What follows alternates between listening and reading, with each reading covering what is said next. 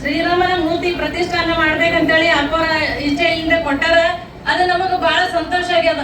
ಯಾಕಂತ ಕೇಳಿದ್ರ ಇವತ್ತು ನಾವು ರಾಮನ ಪ್ರತಿರೂಪ ನಾವು ಎಲ್ಲಿ ಕಾಣ್ತೇವೆ ಅಂತ ಕೇಳಿದ್ರ ಅಪ್ಪಾಜಿ ಅವರಲ್ಲೇ ನಾವು ರಾಮನ ಪ್ರತಿರೂಪ ಕಾಣ್ಲಿಕ್ಕೆ ಇಷ್ಟಪಡ್ತೇವೆ. ಯಾಕಂದ್ರ ಎಷ್ಟೋ ಬಾರಿ ನಾವು ನೋಡ್ತೇವೆ ರಾಮ ಎಷ್ಟು ಸ್ವಾರ್ಥಿ ಇಲ್ಲ, ನಿಸ್ವಾರ್ಥಿ ಅದ. ಅದೇ ರೀತಿಯಾಗಿ ಅಪ್ಪರು ನಾವೆಲ್ಲರ ಕಷ್ಟಗಳನ್ನು ಕೂಡ ಅವ್ರು ತೆಗೆದುಕೊಂಡು ನಮಗೆ ಯಾವಾಗ್ಲೂ ಹಿತ ಬಯಸ್ತಾರ ಅಂತ ಕೇಳಿದ್ರೆ ಇವತ್ತ ಈ ಆಶ್ರಮ ಬೇರೆ ಅಲ್ಲ, ನಮ್ಮ ಇಟಗ ಗ್ರಾಮ ಬೇರೆ ಅಲ್ಲ ಅಂತ ನಾವು ಯಾವಾಗ್ಲೂ ದಿನನಿತ್ಯದೊಳಗೆ ನಮ್ಮ ಇಟಗ ಗ್ರಾಮ ಕೂಡ ಆಶ್ರಮದಂತೆ ತಿಳ್ಕೊಂಡೆ ನಾವು ಇದು ಮಾಡ್ತಾ ಇದ್ದೇವೆ. ಅದೇ ರೀತಿಯಾಗಿ ರಾಮನ ಮೂರ್ತಿ ನಾವು ಕೊಟ್ಟಾರ ಅಂತ ಅಂದಾಗ ಅಪ್ಪ ನಾವು ರಾಮ ಅಂತ ತಿಳ್ಕೊಂಡಿದ್ದೇವೆ ಅಂದಾಗ ನಾವೆಲ್ಲರೂ ಎಲ್ಲಾ ಹೆಣ್ಮಕ್ಳು ಶಬರಿ ಮಾತಾ ಆಗಿ ಅಪ್ಪ ಅವರ ಪಾದ ಸೇವೆ ಮಾಡ್ಲಿಕ್ಕೆ ನಾವು ಇಷ್ಟಪಡ್ತೇವೆ. ನಿಸ್ವಾರ್ಥ ಭಕ್ತಿಯಿಂದ ನಾವೆಲ್ಲರೂ ಅಪ್ಪರ ಪಾದ ಸೇವೆ ಮಾಡ್ತೀವಿ ಅಂತ ಹೇಳ್ಕೊತ ನಾವೆಲ್ಲ ಮಾತುಗಳನ್ನು ಮುಗಿಸ್ತೇವೆ. ಧನ್ಯವಾದ.